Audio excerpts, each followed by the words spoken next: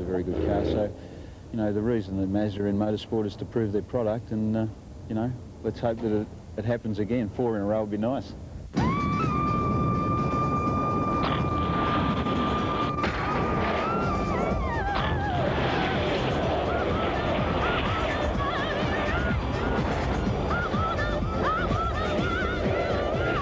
can drive flat out on the track for your hour and a half or whatever you're going to do, and then someone mucks up the pit stop and you lose your lead. So it's very much a team effort, and the strategy comes into it in a long race, and Alan Horsley, who directs the Mazda operation, is a very good strategist, so I'm pretty happy to be in the Mazda team. It's a total package. You've got to have the right drivers, you've got to have the right car, and then really importantly is the right team. The mechanics, the pit crew, everybody in the team has got to be absolutely spot on. Indeed, it's Alan Horsley who's largely responsible for the Mazda success story.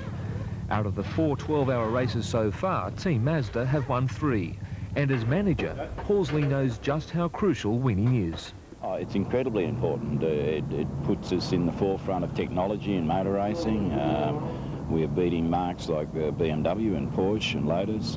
It's very, very important to us. Horsley has handpicked some of the best endurance drivers in the business. With Dick Johnson, Mark Scaife and John Bowe in the cockpit, Mazda won't be lacking experience come race day. The biggest question concerning this camp, though, is the car. It's new and there's been some problems. The only problem we've got at the moment is certainly with the tyres, because of the amount of fuel that these cars carry, like 110 litres of fuel in the back swishing around there. Really does work the back tyres around Eastern Creek, and where at Bathurst it probably wouldn't be so much of a problem, but that's one problem which I feel that we'll certainly overcome before the start of the race. Well, there's a lot of weight in the back of the car. You know, when you put 100 litres of fuel in the back of any car, it changes the car. You know, it's like putting a passenger in the back. So what we're going to shoot for is a good handling balance with an empty tank or a full tank, and you know, we've made some inroads today already, and you know, I'm encouraged to look at what will happen when we get here. But teething problems aside, this year's car is even quicker than the car that won last year. Victory for the first time for Mazda. Speaking of last year's car, this was how Scaife entered the day, pushing his machine to the limit, thus missing out on the champagne glory. But a very hard Tactics this year, like the car, will be slightly modified, and success will hopefully follow. It's a matter of balancing the speed with the fuel consumption and the brake wear, and as I say, it's very much a strategy race, and you could go out and go flat out all the time and use up the car much more. It's quite a, from a driver's point of view, it's a very interesting race because you have to think about it all the time.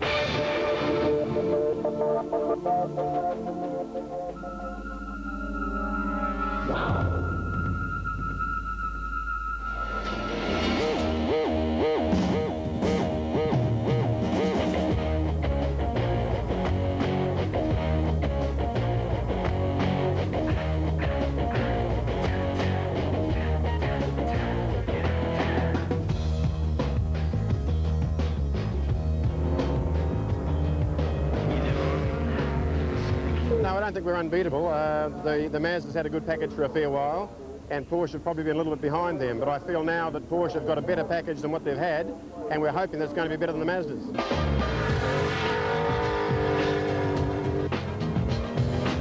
The package referred to by Jim Richards is the 911 RS Club Sport, affectionately nicknamed by the Germans as the Stuttgart Stormer, the quickest car in Australian production racing. I think the new 911 RSCS is probably the best car I've ever driven as a road car. The engineering, the technology that is in it is fantastic, but along with that, it's got that real Porsche reliability, and that's what's going to make the difference. Porsche rivals claim the Club Sport is built specifically for racing, which is the reason they say why it's dominated the GT production series this year with some ease. Peter Fitzgerald, who along with Jim Richards will be behind the wheel for the factory team, though, disagrees. They've had like a market niche in that sort of model for years and years. This particular car is really one of 1,100 that were built worldwide, and the RSCS, which this is actually 100 of that 1,100, and it's just 50 kilo lighter than the basic Tourer version. There are in fact only 10 Club Sports in Australia pre-bought at $218,000 each. two of which are private entries in this year's 12-hour, driven by Jeff Morgan and Andrew Medicki respectively. And unlike the BMW and Mazda production cars, the showroom Porsche is only slightly modified for the track. The RX7 is about 30% a race car than BMW 50, and this is about 90 in the way it comes off the showroom floor. So when you get actually to the racetrack though, it's a totally different kettle of fish. What you see on the racetrack is a Porsche that's only improved 10%. Although there's been no stopping the club sport this year, Porsche with their 968 CS has had to play bridesmaid to the Mazda RX7 over the past 2 years in the 12-hour. But if performances in this year's production series are a guide, 1995 will be the year of the German street burner. Unlike the Mazda philosophy of nursing the car to last the distance, you can be sure of one thing: the Porsche drivers won't be coming up for air come race day. Well, really now the 12-hour is a matter of, if your petrol lasts for an hour and a half, you drive the car as hard as you can for an hour and a half, you change drivers, and he does the same. So, although the 12-hour is a long race, it's virtually made up of a whole lot of sprint races. Having said that, the Porsche 12-hour race strategy will be different to the GT production race plan. One pit stop in this race could be the difference between winning and losing. We may find by dropping our lap time 1 to 2 seconds that we can actually cut out a pit stop. And that would be affected by, say, better pad wear or even better fuel consumption. We might decide we won't rev it to 6,800 revs, we'll rev it to 6, and that'll conserve us another pit stop. So those sort of strategies come into it. So they are really totally different events.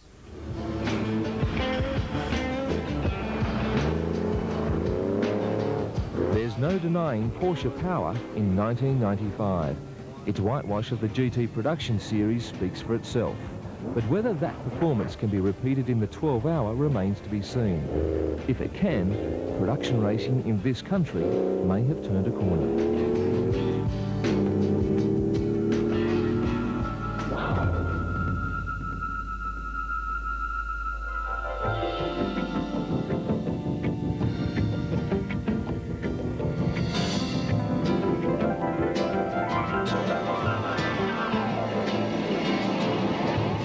The NSX is an absolutely brilliant road car, but it was built to be a road car and not a race car. Basically, we're running against cars now that are purpose-built race cars. The Mazda have built 20, specials that are race cars. The Porsches are, there's only 100 of those built, and the NSX is still a road car, so it suffers badly in having very small tyres and very small brakes.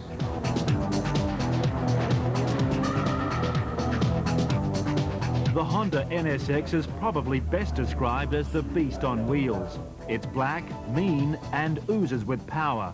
But where it may lack in speed against the Porsche and Mazda, it'll more than make up for in reliability. Definitely in reliability. The Honda's very, very strong and it's very reliable, and we can match it in straight line speed, but that'd be about where we could match it with the other two. The NSX was considered way ahead of its time when first released in the early 90s. Greg Crick has decided to keep with tradition than to update to a newer model. Simply because we can update that car to the new car. It's basically the only difference is they have larger wheels and tyre package on the new car, but the problem we've got at the moment is that we simply can't get tyres to fit the new rims. Simple as that? It's simple as that, and it is a big disadvantage. It would make the car substantially quicker. Look at the Formula One inspired NSX and you'll find a new traction control system, a more powerful VTEC engine, and the world's only aluminium monocoque production car. The mystique and tradition of Bathurst will be lost to the 12-hour race in 1995, but the more modern Eastern Creek track will provide new challenges for leading drivers. Well, I think Bathurst has got a certain aura about it. I love racing at Bathurst and I look forward to the Tooheys 1000 every year. I would as sooner be racing definitely at Bathurst, but the race is at Eastern Creek and it's going to be the same for everyone, and I think Eastern Creek's a great track anyway. The 12-hour race marks the return of one of the world's sporting legends. At 69, Sir Jack Brabham may not be the driver he once was, but his affinity with Honda goes back a long way. The Honda NSX, of course, I have driven before, and I drove it in the Targa one year. And I think it's a very nice sports car and a very safe sports car. And I'm looking forward to driving it. And I think we'll finish up with quite a good result at the end. The man's an absolute legend. He was probably Australia's best-known sports hero, along with Bradman. So, you know, I think he can still drive very well, and he'll do a good job, I'm sure. Put Sir Jack behind the wheel of any car and you're almost guaranteed success. To date, I haven't felt that I've lost anything. My reflexes and everything are just as good as they were 20 or 30 years ago, and I really don't have a problem. And I think really it just comes down to the personal attitude of the individual, of how long he can keep himself in the groove. The Black Beast is set to turn heads at Eastern Creek. The endurance of the 12-hour race expected to work to the Honda's advantage. We're really realistically expecting a good, reliable run, and I think at the end of the day, you know, we could quite easily be in the top 3 or 4 cars.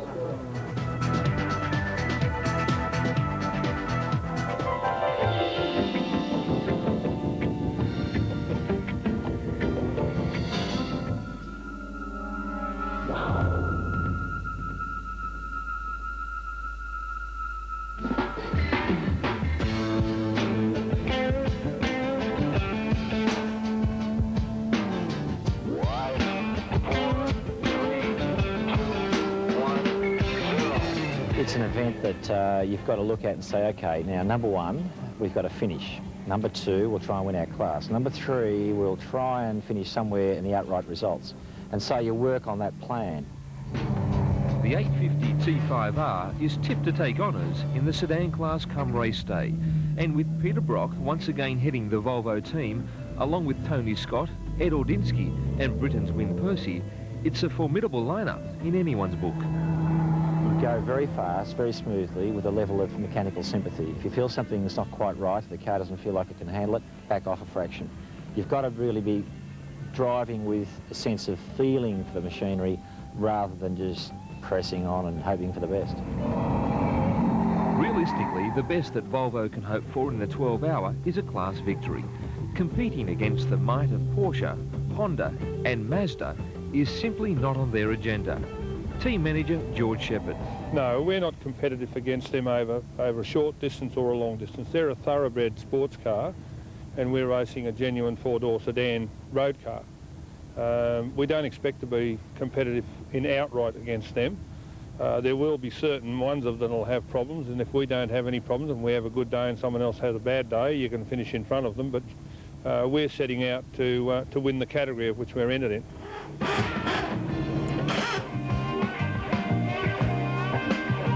The 850 T5R has proven itself in the GT production series.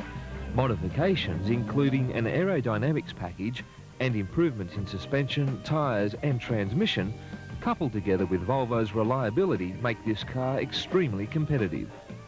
Generally it feels very nice. I would probably suspect that at somewhere like Bathurst it would be 6 or 7 seconds a lap quicker than last year.